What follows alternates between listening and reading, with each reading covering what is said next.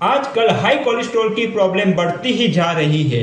पहले तो ये प्रॉब्लम सिर्फ बड़ी उम्र के लोगों में देखी जाती थी, लेकिन अभी यह प्रॉब्लम यंग लोगों में भी काफी देखी जा रही है और इसकी वजह है हमारी रॉन्ग डाइट सिस्टम और हमारी रॉन्ग लाइफस्टाइल। और इस पे ध्यान देना इसलिए जरूरी है कि ये कोलेस्ट्रॉल को अगर कंट्रोल नहीं किया गया तो इसकी वजह से अनेक भयानक बीमारियां हो सकती है।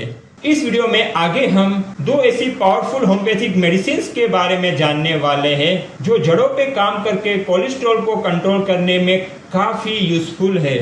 अगर आपकी बीमारी अच्छे से अच्छी ट्रीटमेंट कराने पर या लंबे समय से ठीक नहीं हो रही है या तो आपको कोई बड़ी बीमारी हुई है तो आपको डिजीज को ठीक होने में बाधा पैदा करने वाले दो सबसे बड़े डिजीज बूस्टर्स के बारे में जानना होगा, जिनके बारे में मैंने इस वीडियो के एंड में जानकारी दी है और साथ में इन्हें नष्ट करने के लिए दो पावरफुल मेडिसिन के बारे में भी मैंने बताया है। इसीलिए इस वीडियो को ध्यान से देखिए और पूरा देखिए।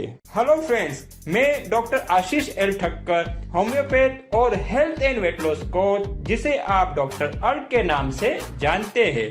क्या आप किसी हेल्थ प्रॉब्लम या ओबेसिटी से परेशान है, दुखी है और इन समस्याओं के रिलेटेड आपके कोई क्वेश्चंस है या आप अपनी प्रॉब्लम के लिए बेस्ट होम्योपैथिक मेडिसिन का नाम जानना चाहते हैं तो अपना क्वेश्चन कमेंट में जरूर लिखिए। तो चलिए इस वीडियो के मेन टॉपिक में आगे बढ़ते हैं। लेकिन हमें यह भी जानना जरूरी है कि सभी कोलेस्ट्रॉल बुरे नहीं होते। कोलेस्ट्रॉल दो तरह के होते हैं, गुड कोलेस्ट्रॉल और बैड कोलेस्ट्रॉल। गुड कोलेस्ट्रॉल जिसे एचडीएल कहते हैं यानी हाई डेंसिटी लाइपोप्रोटीन, यह हमारे शरीर के लिए यूजफुल है। और कोलेस्ट्रॉल हमारे अनेक बॉडी सेल्स के हार्मोन्स के कंपोनेंट के रूप में भी होता है और एक अच्छा लुब्रिकेंट भी है। इसलिए गुड कोलेस्ट्रॉल का योग्य मात्रा में होना बहुत जरूरी है। और दूसरा भी एक कोलेस्ट्रॉल है जिसे बैड कोलेस्ट्रॉल कहते हैं, जिसका नाम है एलडीएल यानी लो डेंसिटी लाइपोप्रोटीन। इसका कंट्रोल होना बहुत ज़्यादा जरूरी है।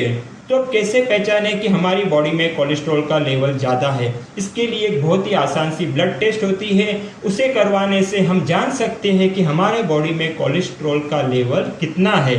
और साथ में कुछ ऐसे अलर्ट सिम्टम्स भी है जिसके द्वारा हमें यह सिग्नल मिलता है कि अभी हमें ब्लड कोलेस्ट्रॉल को चेक कराना चाहिए।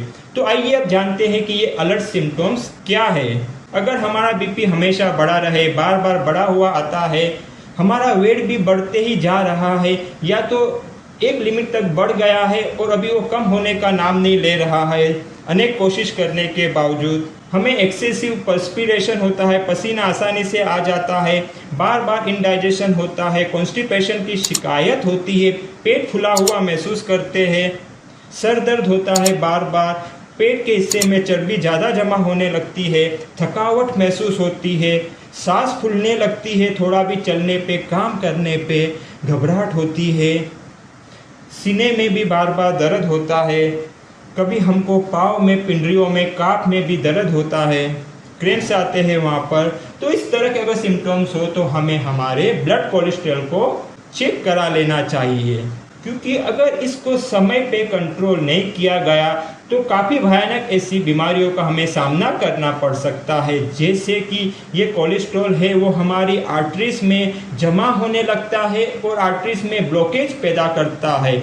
और अगर ये ब्लॉकेज हार्ट की आर्टरियों में हो गया तो हमें हार्ट अटैक हो सकता है। और ये ब्लॉकेज अगर ब्रेन की नसों में अगर होता है तो स्ट्रोक हो सकता है और पैरालिसिस भी हो सकता है।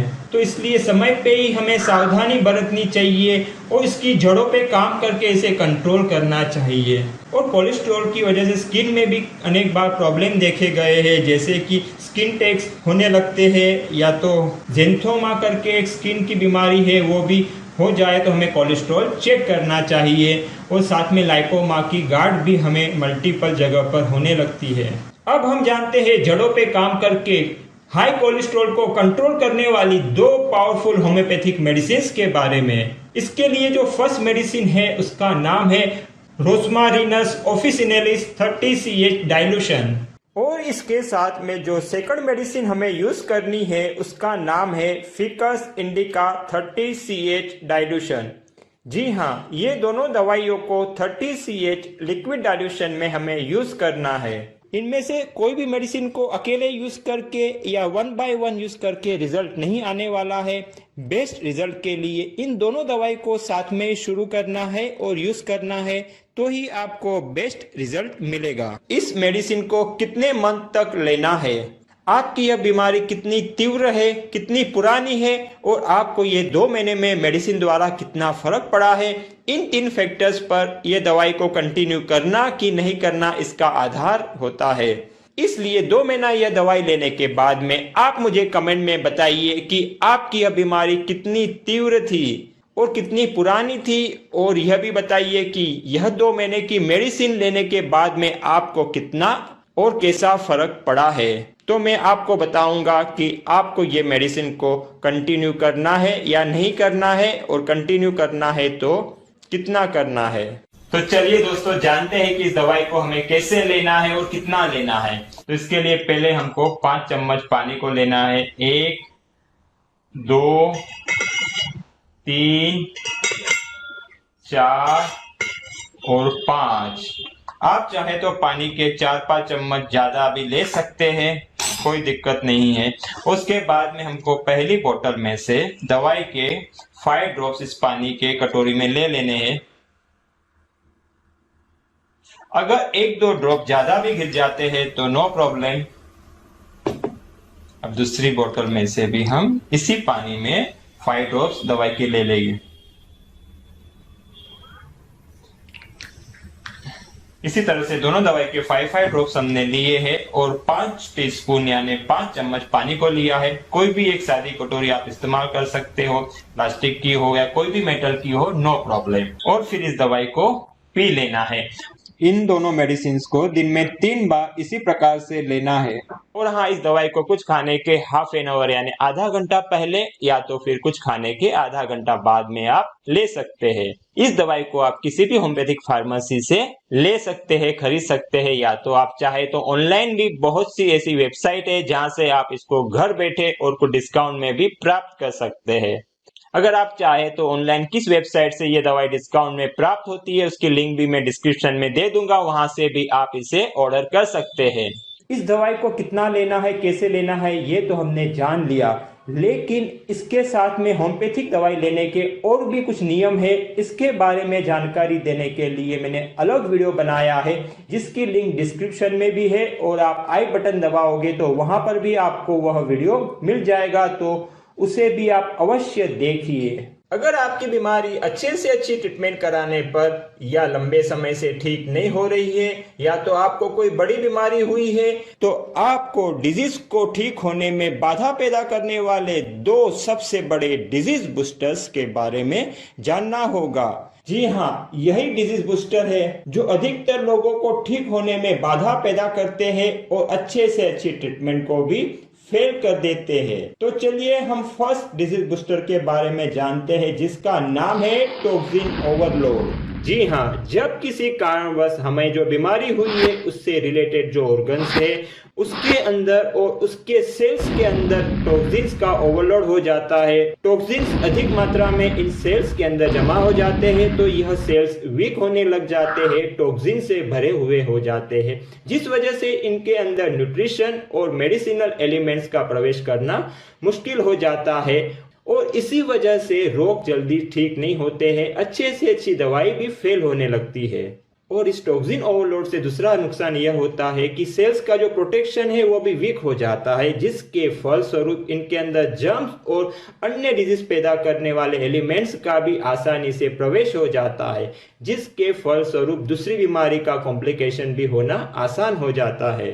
और अब हम जानेंगे सेकंड डिजीज बूस्टर क्या है।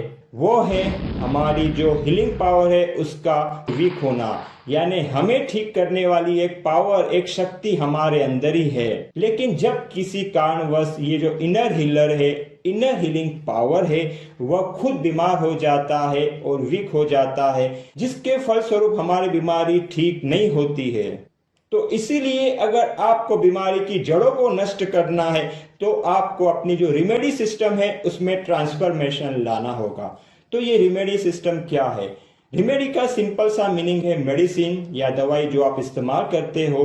तो आप जो दवाई इस्तेमाल करते हो उसमें ट्रांसफॉर्मेशन लाना जरूरी है। तो ये ट्रांसफॉर्मेशन क्या लाना है हमें, तो उसके लिए सिंपल सा है, आप जो भी ट्रीटमेंट कर रहे हो, जो भी ट्रीटमेंट आपको योग्य लग रहा है वो कीजिए, लेकिन उसके साथ में ये जो हीलर है या तो आपका हीलिंग पावर है उसको, और जो आपकी डिटॉक्स की प्रक्रिया है उसको बूस्ट करने के लिए भी रेमेडी लेना बहुत जरूरी है। और इसीलिए इस वीडियो में मैं आपको 2 पावरफुल हीलिंग और डिटॉक्स बूस्टर बताने वाला हूं जो पूर्ण रूप से सेफ है, और ये है होम्योपैथिक रेमेडी और होम रेमेडी के रूप में। तो चलिए सबसे पहले हम healing and detox booster homeopathic remedy के बारे में जानते हैं, और इस रेमेडी का नाम है फिकस इंडिका। जी हाँ, यह एक ऐसी रेमेडी है जो हीलिंग प्रोसेस को और डिटॉक्स की प्रोसेस दोनों को बूस्ट करने के लिए जबरदस्त काम करती है, आपको मदद करती है।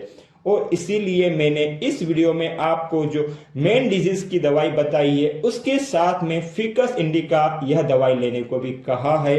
तो इसकी जो वजह है वो यही है कि यह जो रेमेडी है वो आपकी हीलिंग और डिटॉक्स की प्रक्रिया को बूस्ट करती है, जिस वजह से आपकी ठीक होने की स्पीड और संभावना बढ़ जाती है। और इसके साथ में जो हमें होम रेमेडी यूज करनी है उसका नाम है सिनेमोन टी यानी दालचीनी की चाय। जी हाँ, यह भी एक पावरफुल हीलिंग और डिटॉक्स की प्रक्रिया को बूस्ट करने वाली होम रेमेडी है। इस चाय को किस प्रकार बनाई जाए और किस प्रकार ली जाए इस बारे में भी डिटेल में जानकारी देने वाला मेरा एक अलग वीडियो है, तो उसे आप खास देख लीजिए, जिसकी लिंक भी आपको डिस्क्रिप्शन में और आई बटन के वहां मिल जाएगी। और हाँ, अगर आप अपनी इस हीलिंग की प्रोसेस और डिटॉक्स की प्रोसेस को पूर्ण तरह से बूस्ट करना चाहते हो और अपने डिजीज फ्रीडम के साथ में हेल्थ के लेवल को भी बढ़ाना चाहते हो, तो उसके लिए मैं एक वीडियो सीरीज तैयार कर रहा हूं जिसमें diet, remedy system, attitude, mind और लाइफस्टाइल इन चारों लेवल में ट्रांसफॉर्मेशन लाके हम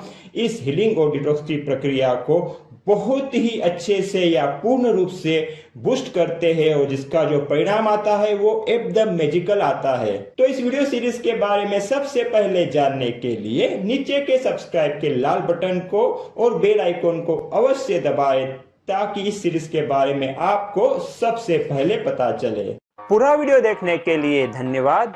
अच्छा लगा हो तो लाइक और शेयर अवश्य करें, और अब तक सब्सक्राइब न किया हो तो नीचे के लाल बटन को दबाकर कर दीजिए और बेल आइकॉन को भी अवश्य दबाएं, क्योंकि मेरे हर नए वीडियो के बारे में आपको सबसे पहले पता चले। Stay connected, stay healthy, grow happy.